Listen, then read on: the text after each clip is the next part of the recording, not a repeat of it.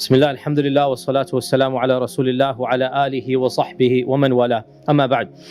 One of the verses that we recited today is وَلَوْ بَسَطَ اللَّهُ الرِّزْقَ لِعِبَادِهِ لَبَغَوْا فِي الْأَرْضِ وَلَكِنْ يُنَزِّلُ بِقَدْرِ مَا يَشَاءُ إِنَّهُ بِعِبَادِهِ لَخَبِيرٌ بَصِيرٌ. Allah Azza wa Jal says, if we had opened up the doors of our rizq, if we had given our sustenance to our servants, لَبَغَوْا فِي الْأَرْضِ, they would have gone beyond the measure. They would have gone to a level of haram. They would have done something that they should not do. وَلَكِنْ يُنَزِّلُ بِقَدَرٍ مَا يَشَاءُ. Instead, Allah reveals with His qadr as much as He wants to whomever He pleases. Now this verse tells us a very interesting reality. Allah gives those whom He loves just enough for them to not go beyond the bounds.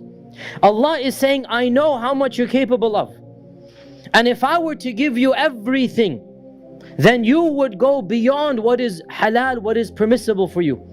And this same sentiment is demonstrated in the seerah of the Prophet sallallahu alaihi wasallam. In a hadith in Sahih Bukhari, it is narrated that the Prophet was giving someone money, or he was giving a group of people money. One of the Sahaba said, O Messenger of Allah, why don't you give so and so? For wallahi, I think he's a mu'min, he's a good guy, give it to him.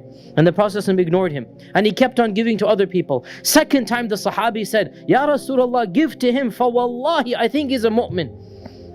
And he ignored him for a second time. A third time he ignored him, and then our Prophet turned and said to him, Oh so and so, sometimes I give money to people and I don't give to those whom I love more, i.e. the beloved I don't give to, out of a fear that that money will be a temptation that will drag them into Jahannam. In other words, our Prophet knows the people. And he is saying, what you're saying about this man might be right. He's a mu'min, he's a good guy. But he doesn't have that type of, if you like, patience with money. That he might do something that is not appropriate with that money. And therefore, dear brothers and sisters, what we learn from this ayah and from this hadith is very simple. And that is, what we do not have and we tried to get it, we didn't get it, we should be content that Allah has a plan, that Allah knows how much He's giving. وَلَكِنْ يُنَزِّلُ بِقَدَرٍ مَا يَشَاءُ. Allah reveals with His qadr as much as He pleases. So Allah Azza wa Jal knows who to give what to and why He has given that person. In the end of the same surah, Allah subhanahu wa ta'ala mentions the same fact, but this time about children. Allah says in the Quran, He is the one who blesses with children. يَهَبُ لِمَنْ يَشَاءُ إِنَاثٍ. To some He gives all daughters. وَيَهَبُ لِمَنْ يَشَاءُ الذُّكُورِ. To some He gives all men, all boys. أَوْ يُزَوِّجُهُمْ ذُكْرَانًا وَإِنَاثًا. And some families, they have boys and girls. وَيَجْعَلُ مَنْ يَشَاءُ عَقِيمًا. And some people have no children. إِنَّهُ عَلِيٌّ قَدِيرٌ. This is the qadr of Allah subhanahu wa ta'ala. Allah knows who to give what to. And Allah knows how much to give. And Allah knows who to test people with. And therefore the believer who believes in qadr, one of the main benefits of believing in qadr is that you feel a contentment of the heart. Whatever has happened because of qadr. As I said many times, qadr is used to calm down and to find release from a calamity. And qadr is not used to justify a sin. Qadr is used to find peace in whatever Allah has decreed. You didn't get the job, qaddar Allah. You didn't make the million that you were looking to get from the business, qaddar Allah. You didn't have this, you didn't get that. You tried, you made dua to Allah, you didn't get it. Now the point is you have to try. If you didn't try, then that's your problem. But you have to try. You want the job, you want the business, you want to get married, you try. If it doesn't happen, that's when we say qaddar Allah. And also realize, my dear brothers and sisters, there is a great wisdom in people having different talents, different money, different passions. This is how society functions. Allah Azza wa Jalla says, هُوَ الَّذِي جَعَلَكُمْ خَلَائِفَ. He is the one who has made you khala'if, and khala'if here means to take over after another generation. لِيَتَّخِذَ بَعْضُكُمْ بَعْضًا سُخْرِيًّا. So that groups amongst you can take the services of other groups. In other words, some of you have one talent, another has another talent. The doctor needs the car mechanic needs the doctor. The shoe repairer, right, needs everybody else in society, and society needs him as well. لِيَتَّخِذَ بَعْضُكُمْ بَعْضًا سُخْرِيًّا, so that groups amongst you can take the services of the other groups. He is the one وَرَفَعَ بَعْضَكُمْ فَوْقَ بَعْضٍ دَرَجَاتٍ. He is the one who has raised some of you above others. Why? So that each group can take advantage of the other. If everybody was the same profession or had the same income level, society would not function. Society functions when there's this variety, when there's this diversity, when there's these differences. And this is what Allah is saying, I know what I am doing, so be content with what you have been given. And the final point, time today is tight, the final point that I'll mention, the famous hadith that relates to this point, that our Prophet ﷺ said, when one of you sees someone whom you think has been blessed over you in money or in health or in wealth or in looks, then look to somebody whom you have been blessed over. Look to somebody whom you are better than and who has less than you, and that is going to be better for our iman and our taqwa. One of our problems of this society is that it wants to emphasize the rich and the famous and the elite. It wants to emphasize the multi-billionaires. There are programs on TV, the lifestyles of these people, and they show their cars and their mansions and everything, and this will cause us to salivate and want to be like them. But subhanallah, the minute you look at those who are deprived, the minute you look at those who don't even have food to eat, proper meals, all of a sudden it puts things into perspective. I know there's even a social media hashtag for this, first world problems. There's this running joke about first world problems being something so trivial compared to other problems in the world. And this is an Islamic reality.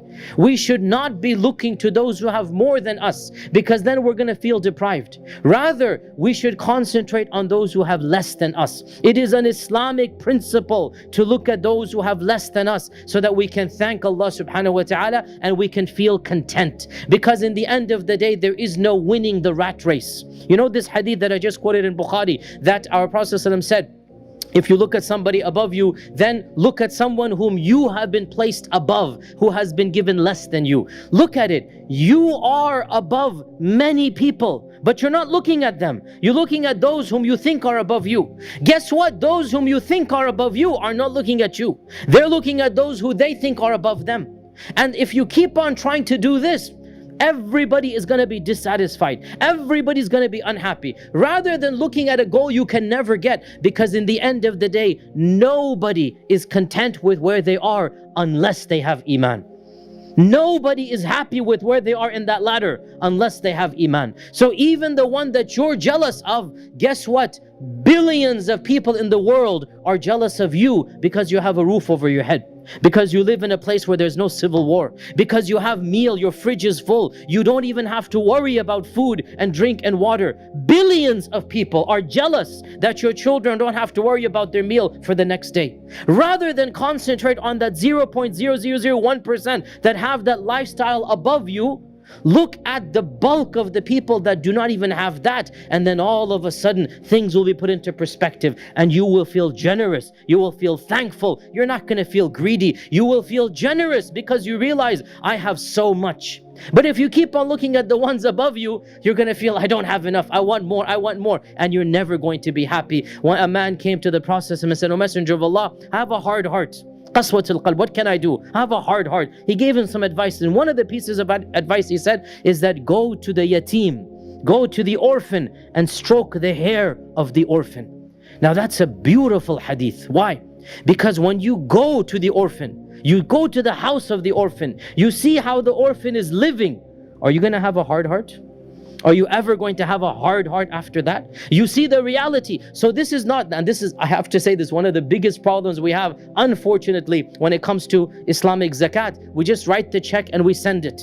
That's good to write a check and send it, but even better to see the effects of that money, to see where it's going, to see the lives we've changed. And wallahi, I encourage every one of you, at least 1 or 2 projects you should take charge of. Yes, I understand we have a large amount of zakah, we cannot take charge of all of it, but at least one project. Find a family that needs the money, that you can see the impact directly. Find a family, a widow, an orphan. Find someone that you can actually impact one-on-one, and that is going to bring the softness to your heart. As our Prophet ﷺ said to this man who complained of the hard heart, he said, go find a yatim and stroke his hair. Meaning what? Give him physical comfort, free.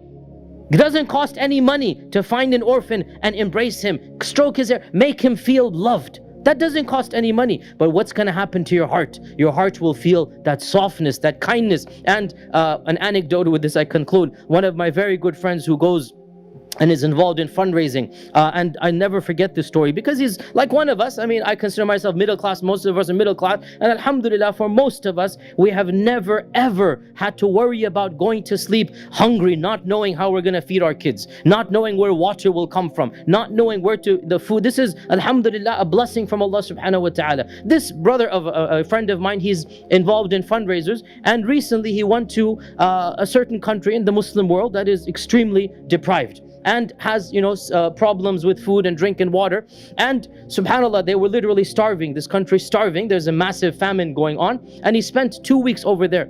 He came back to me and he said, the one thing that really I cannot get out of my head, every time I sit down to eat food after that trip, I keep on getting images of those children and those people that didn't even have food for days and weeks. And he told me for 4 months I could not even finish a meal on my own plate after I came back, because those images kept on haunting me. For 4 months I couldn't even eat a full plate of food. SubhanAllah, I was thinking one trip caused him to change so much that it made him so much more motivated to go and help those people. Wallahi, it is a blessing from Allah that we don't have to deal with that. This goes back to the ayah that we quoted, that Allah knows who He's giving how much to. Thank Allah for what you have. Thank Allah for what you have, because wallahi, if you have, as our Prophet ﷺ said, I keep on thinking of other hadith over here, that whoever wakes up mu'afan fi jasadihi, not having any problems in his day,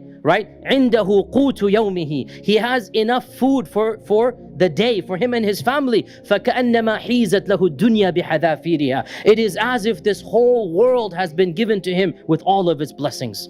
If you wake up in the morning with life and energy, and you have good health, and you have food for the day, our Prophet ﷺ said, it's as if this whole world has been given to you. Wallahi, most of us, we have that every single day, and yet we still think greedy, more. SubhanAllah, there is no more. Thank Allah for what we have. Be generous with what we have, and Allah will give you more and more. And the ultimate richness comes from the richness of being happy and content with what we have. May Allah subhanahu wa ta'ala make us amongst them. Wassalamu alaikum wa rahmatullahi wa barakatuh.